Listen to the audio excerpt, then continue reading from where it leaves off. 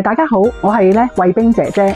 咁我從事呢個健康行業30多年㗎啦，亦都係保健先鋒 Body SOS 品牌嘅 CEO。今日我喺呢度就祝大家國慶節快樂。咁我亦都係好中意美食啦，同埋愛健康嘅一個愛好者嚟嘅。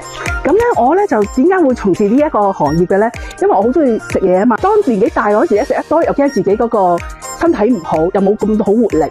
所以後期我就諗一諗，我想點可以令我自己有健康，又可以食多啲嘢呢？所以我要諗下，我如果食咗咁多嘢，又可能驚自己肥，年紀大又驚自己冇活力。咁我諗緊，有咩方法可以令到我又可以食好嘢，又可以把身體養好？